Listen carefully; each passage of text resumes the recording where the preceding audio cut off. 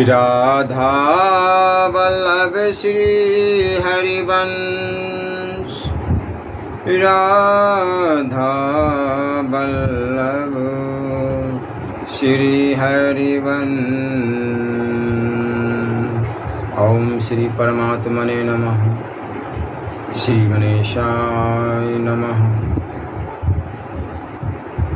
धन के आज का प्रसंग है कि धन के दोष, अतिथि सत्कार की महत्ता तथा कल्याण के उपायों के विषय में धर्मराज युधिष्ठिर से ब्राह्मणों तथा शौनक जी की बातचीत बहुत ही बेहतरीन और ज्ञान भरी बातें हैं। वैशंपायन जी कहते हैं, राजन, जब रात बीती और प्रभात काल उदय हुआ तथा अनायास ही महान पराक्रम करने वाले पांडव वन की ओर जाने के लिए उद्यत हुए, उस समय भिक्षानिभोजी ब्राह्मण साथ चलने के लिए उनके सामने खड़े हुए।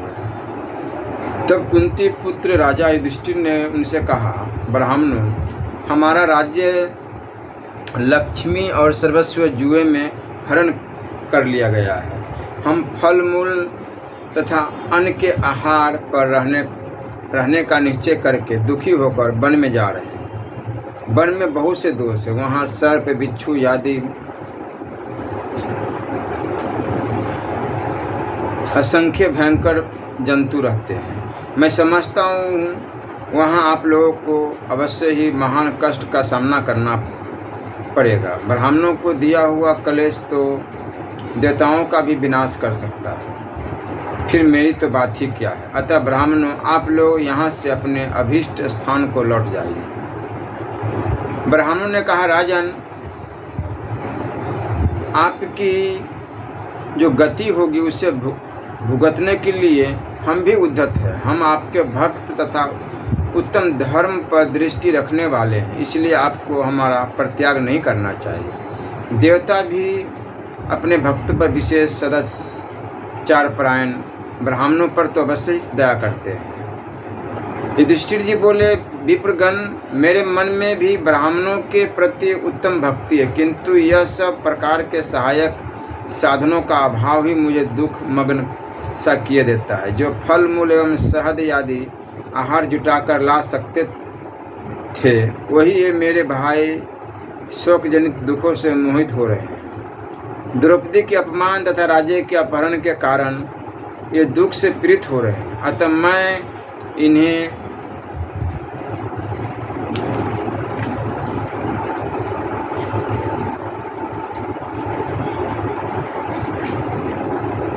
आहार जुटाने का आदेश देकर अधिक कलेश में नहीं डालना चाहता। ब्राह्मण बोले, पृथ्वीनाथ, आपके हृदय में हमारे पालन पोषण की चिंता नहीं होनी चाहिए। हम स्वयं ही अपने लिए अन्न अनादि की व्यवस्था करके आपके साथ चलेंगे। हम आपके अभीष्ट चिंतन और जप के द्वारा आपका कल्याण करेंगे तथा आपको सुंदर सुंदर कथाएं सुनाकर आपके साथ ही प्रसन्नतापूर्वक वन में विचरेंगे।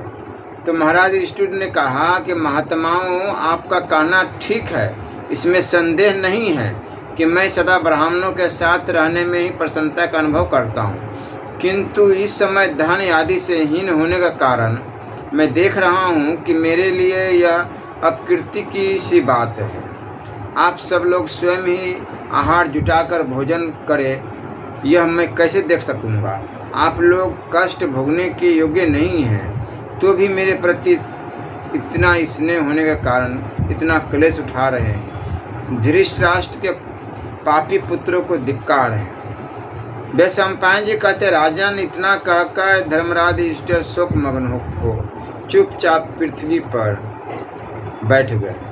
उस समय अध्यात्म विषय में रत अर्थात परमात्मा चिंतन में तत्पर विद्वान ब्राह्मण शौनक ने, जो कर्मयोग और सांख्य योग दोनों ही निष्ठाओं के विचार में प्रवीण थे, राजा से इस प्रकार कहा,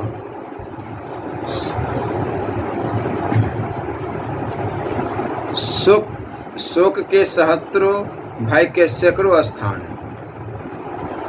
वे मूढ़ मनुष्य पर प्रतिदिन अपना प्रभाव डालते हैं, परंतु ज्ञानी पुरुष पर वे प्रभाव नहीं डाल सकते। अनेक दोषों से युक्त, ज्ञान विरुद्ध एवं कल्याण नाशक कर्मों में आप जैसे ज्ञानवान पुरुष नहीं फंसते। राजन, योग के 8 अंग यम नियम, आसन, प्राणायाम, प्रत्याहार, धारण, ध्यान और समाधि से संपन्न समस्त अमंगलों का नाश करने वाली तथा श्रुतियों और स्मृतियों के स्वाध्याय से भली भांति ढूंढ की हुई उत्तम बुद्धि कही गई है। वो आप में सारे गुण स्थित है। अर्थ संकट, अर्थ संकट दुष्तर दुख तथा स्वजनों पर आई हुई विपत्तियों पर आप जैसे ज्ञानी शारीरिक और मानसिक दुखों से पीड़ित नहीं होते। पूर्व काल में महात्मा राजा जनक ने अंतकरण को स्थिर करने वाले कुछ श्लोकों का गान किया था। मैं उन श्लोकों का वर्णन करता हूँ, आप सुनिए। सारा जगत मानसिक और शारीरिक दुखों से पीड़ित है। उन दोनों प्रकार के दुखों की शांति का यह उपाय संक्षेप में और विस्तार से सुनिए। रोग, अप्रिय घटनाओं की प्राप्ति, अधिक परिश्रम तथा प्रिय वस्तुओं का वियोग, इन 4 कारणों से शारीरिक दुख प्राप्त होता है।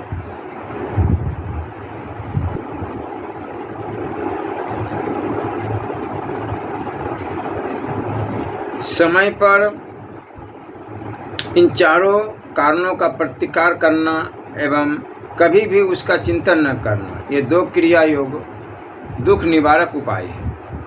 इन्हीं से आदि व्याधि की शांति होती है। अतः बुद्धिमान तथा विद्वान पुरुष प्रिय वचन बोलकर तथा हितकर भोगों की प्राप्ति कराकर पहले मनुष्य के मानसिक दुखों का ही निवारण किया करते हैं, क्योंकि मन में दुख होने पर शरीर भी संतप्त होने लगता है। ठीक वैसे जैसे तपाया हुआ लोहे का गोला डाल देने पर घड़े में रखा हुआ शीतल जल भी गर्म हो जाता है। इसलिए जल से अग्नि को शांत करने की भांति ज्ञान के द्वारा मानसिक दुख को शांत करना चाहिए। मन का दुख मिट जाने पर मनुष्य के शरीर का दुख भी दूर हो जाता है। मन के दुख का मूल कारण क्या है, इसका पता लगाने पर इसने संसार में आसक्ति की ही उपलब्धि होती है। इसी स्नेह के कारण ही जीव कहीं आसक्त होता है और कहीं दुख पाता है। दुख का मूल कारण है आसक्ति। आसक्ति से ही भय होता है। शोक, हर्ष तथा क्लेश, इन सब की प्राप्ति भी आसक्ति के कारण ही होती है।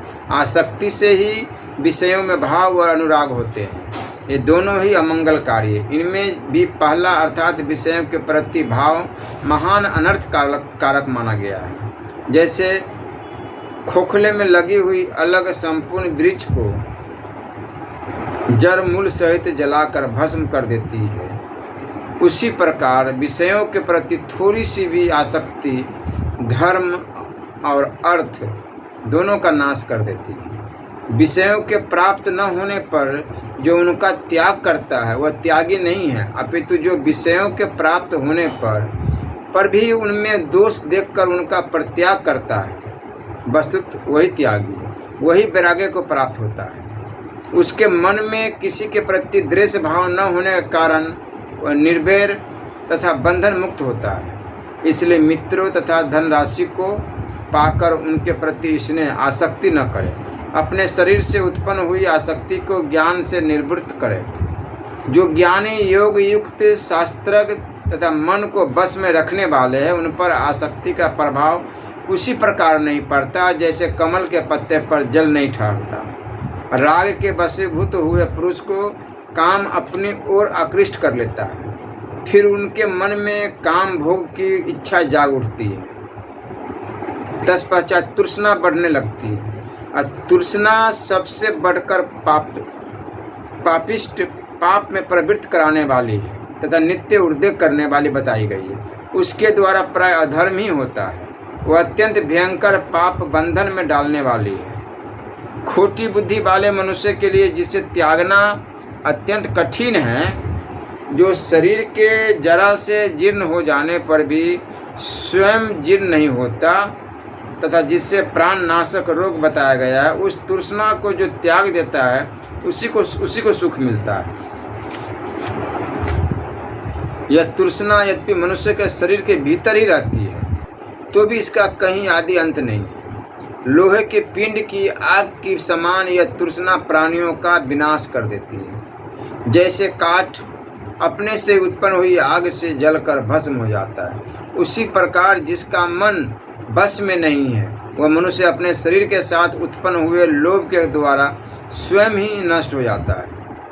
धनवान मनुष्य को राजा, जल, अग्नि, चोर तथा स्वजनों से भी ज़्यादा सदा उसी प्रकार भय बना रहता है जैसे सब प्राणियों को मृत्यु से। जैसे मांस के टुकड़े को आकाश में पक्षी, पृथ्वी पर सिंह जंतु तथा जल में मछलियाँ खा जाती है, उसी प्रकार धनवान पुरुष को सब लोग सर्वत्र नोचते रहते हैं। कितने ही मनुष्य के लिए अर्थ ही अनर्थ का कारण बन जाता है, क्योंकि अर्थ द्वारा सिद्ध होने वाले शेष संसारिक भोग में आसक्त मनुष्य वास्तविक कल्याण को नहीं प्राप्त होता। वो सोचते हैं कि धन है मेरे पास, इतना धन है, हमें किस चीज़ की कमी है जो हम भगवान को माने। अरे भगवान को नहीं मानोगे, मरोगे, सुगर कुकुर बनोगे। भगवान को नहीं मानोगे। और वही पुरुष माता पिता को भी नहीं मानता, अपमान करता, क्योंकि जो माता पिता को नहीं मानते भगवान को क्या मानेंगे। इसलिए धन प्राप्ति के सभी उपाय मन में मोह बढ़ाने वाले हैं। कृपणता, घमंड, अभिमान, भय और उद्वेग, उन्हें विद्वानों ने देहधारियों के लिए धन जनित दुख माना है। धन के उपार्जन, संरक्षण तथा व्यय में मनुष्य महान दुख सहन करते हैं और धन के ही कारण एक दूसरे को मार डालते हैं। धन को त्यागने में भी महान दुख होता है, और यदि उसकी रक्षा की जाए तो वह शत्रु का सा काम करता है। धन की प्राप्ति भी दुख से ही होती है, इसलिए उसका चिंतन न करें, क्योंकि धन की चिंता करना अपना नाश करना है। मूर्ख मनुष्य सदा असंतुष्ट रहते हैं और विद्वान पुरुष संतुष्ट रहते हैं। धन की प्यास कभी बुझती नहीं है, अतः संतोष ही परम सुख है। इसलिए ज्ञानी जन संतोष को ही सबसे उत्तम समझते हैं। यौवन रूप जीवन, रत्नों का संग्रह, ऐश्वर्य तथा प्रियजनों का एकत्र निवास, ये सभी अनित्य है। अतः विद्वान पुरुष उनकी अभिलाषा न करे। इसलिए धन संग्रह का त्याग करे और उसके त्याग से जो क्लेश हो उसे धैर्यपूर्वक सह ले। जिनके पास धन का संग्रह है, ऐसा कोई मनुष्य उपद्रव रहित नहीं देखा जाता। अतः धर्मात्मा पुरुष उसी धन की प्रशंसा करते हैं जो देव इच्छा से न्यायपूर्वक स्वतः प्राप्त हो गया हो। जो धर्म करने के लिए धर्म उपार्जन की इच्छा करता है, उसका धन की इच्छा न करना ही अच्छा है। कीचड़ लगाकर धोने की अपेक्षा मनुष्य के लिए उसका स्पर्श न करना ही श्रेष्ठ है। युधिष्ठिर, इस प्रकार आपके लिए किसी भी वस्तु की अभिलाषा करनी उचित नहीं है। यदि आपको धर्म से ही प्रयोजन हो तो धन की इच्छा का सर्वथा त्याग कर दें। युधिष्ठिर जी ने कहा, ब्राह्मण, मैं जो धन चाहता हूँ वह इसलिए नहीं कि मुझे धन संबंधी भोग भोगने की इच्छा है। मैं तो ब्राह्मणों के भरण पोषण के लिए ही धन की इच्छा रखता हूँ, लोभ बस नहीं। विप्रवर, गृहस्थ आश्रम में रहने वाला मेरे जैसा पुरुष अपने अनुयायियों का भरण पोषण भी न करे, यह कैसे उचित हो सकता है। गृहस्थ के भोजन में देवता, पितर, मनुष्य एवं समस्त प्राणियों का हिस्सा देखा जाता है। गृहस्थ का यह धर्म है कि वह अपने हाथ से भोजन न बनाने वाले सन्यासी आदि को अवश्य पकाया अन्न दे। आसन के लिए तृण, कुश, बैठने के लिए स्थान, जल और चौथी मधुर वाणी। सत्पुरुषों के घर में इन चार वस्तुओं का अभाव कभी नहीं होता। राग आदि से प्रीत मनुष्य को सोने के लिए सैया, थके मंदे हुए को बैठने के लिए आसन, प्यासे को पानी और भूखे को भोजन तो देना ही चाहिए।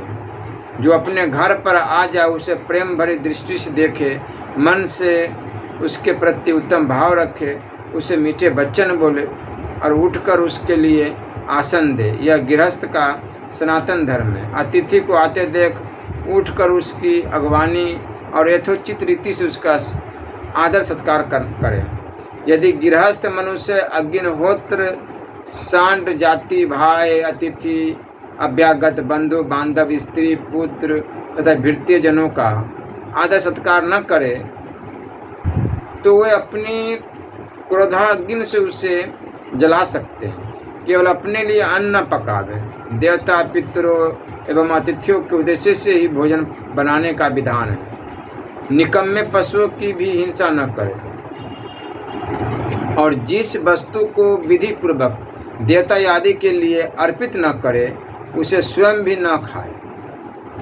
कुत्तों, चंडालों और कौवों के लिए पृथ्वी पर अन्न डाल दे। यह वैश्वदेव नामक महान यज्ञ है जिसका अनुष्ठान प्राप्त काल और शाम काल में भी किया जाता है। अतः गृहस्थ मनुष्य प्रतिदिन विघस्त या अमृत भोजन करे। घर के सब लोगों के भोजन कर लेने पर जो अन्न शेष रह जाए उसे विघस कहते हैं तथा बलि वैश्वदेव से बचे हुए अन्न का नाम अमृत है।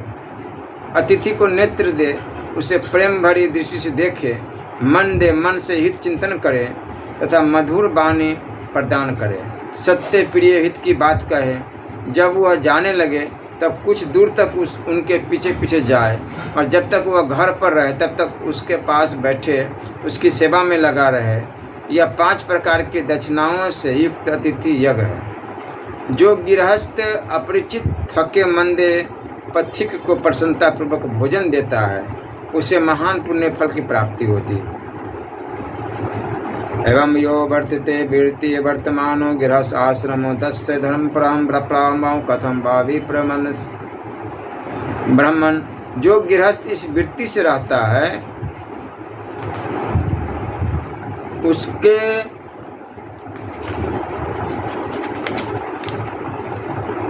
उनके लिए उत्तम धर्म की प्राप्ति बताई गई है। अथवा इस विषय में आपकी क्या सम्मति है? तो शौनक जी ने कहा, अहो बहुत दुख की बात है, इस जगत में विपरीत बातें दिखाई देती है। साधु पुरुष जिस कर्म से लज्जित होते हैं, दुष्ट मनुष्य को उससे प्रसन्नता प्राप्त होती है। अज्ञानी मनुष्य अपनी जनेंद्रिय तथा उदर की तृप्ति के लिए मोह एवं राग के वशीभूत हो विषयों का अनुसरण करता हुआ नाना प्रकार की विषय सामग्री को अज्ञा विशेष मानकर उसका संग्रह करता है। समझदार मनुष्य भी उन मन को हर लेने वाली इंद्रियों द्वारा विषयों की ओर खींच लिया जाता है।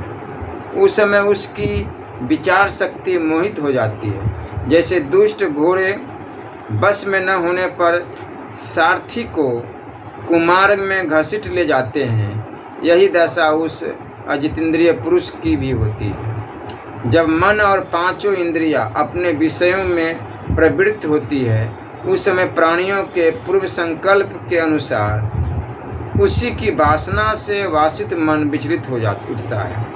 मन जिस इंद्रिय के विषयों का सेवन करने जाता है उसी में उस विषय के प्रति उत्सुकता भर जाती है और वह इंद्रिय उस विषय के उपभोग में प्रवृत्त हो जाती है। तदंतर संकल्प ही जिसका बीज है उस काम के द्वारा विषय रूपी बाणों से बिंद कर मनुष्य ज्योति के लोभ से पतंग की भांति लोभ की आग में गिर पड़ता है और जलकर स्वाहा हो जाता है।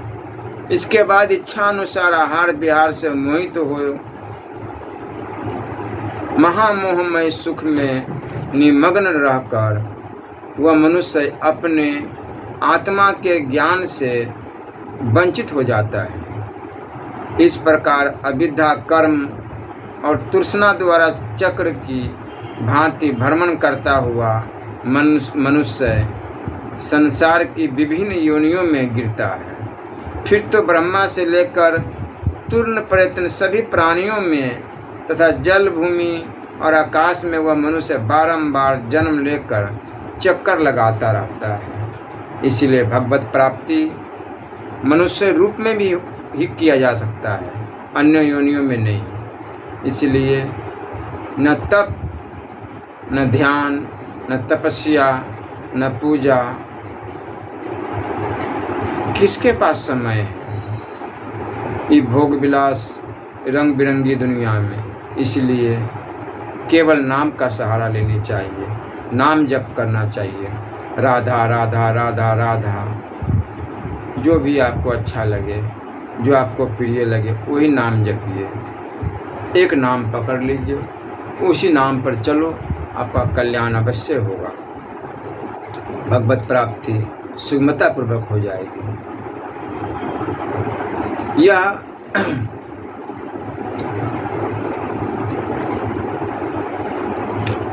यह अविवेकी पुरुषों की गति बताई गई। अब आप मुझसे विवेकी पुरुषों की गति का वर्णन सुने, जो धर्म एवं कल्याण मार्ग में तत्पर है और मोक्ष के विषय में जिनका निरंतर अनुराग है, वो विवेकी है। वेद की आज्ञा है कि कर्म करो और कर्म छोड़ो। अतः आगे बताए जाने वाले इन सभी धर्मों का अहंकार शून्य होकर अनुष्ठान करना चाहिए। यज्ञ, अध्ययन, दान, तप, सत्य, क्षमा, मन और इंद्रियों का संयम तथा लोभ का परित्याग, ये धर्म के 8 मार्ग हैं। इनमें पहले बताए हुए 4 धर्म पृथ्वीयान के मार्ग में स्थित है, अर्थात इन चारों का सकाम भाव से अनुष्ठान करने पर ये पृथ्वीयान मार्ग से ले जाते हैं। अग्निहोत्र और सांध्या उपासना आदि जो अवश्य करने योग्य कर्म है, उन्हें कर्तव्य बुद्धि से अभिमान छोड़कर करें। अंतिम 4 धर्मों को देवयान मार्ग का स्वरूप बताया गया है। साधु पुरुष सदा उसी मार्ग का आश्रय लेते हैं। आगे बताए जाने वाले 8 अंगों से युक्त मार्ग द्वारा अपने अंतकरण को शुद्ध करके कर्तव्य कर्मों का कर्तृत्व के अभिमान से रहित होकर पालन करो। पूर्णतया संकल्पों को एक ध्येय में लगा देने से, इंद्रियों को भली प्रकार बस में कर लेने से, अहिंसा आदि व्रतों का अच्छी प्रकार पालन करने से, भली प्रकार गुरु की सेवा करने से, यथा योग्य योग साधना उपयोगी आहार करने से, वेदादि की भांति प्रकार अध्ययन करने से, कर्मों को भली भांति भगवत समर्पण करने से और चित्त का भली प्रकार निरोध करने से मनुष्य परम कल्याण को प्राप्त होता है। संसार को जीतने की इच्छा वाले बुद्धिमान पुरुष इसी प्रकार राग द्वेष से मुक्त होकर कर्म करते। इन्हीं नियमों के पालन से देवता लोग ऐश्वर्य को प्राप्त हुए।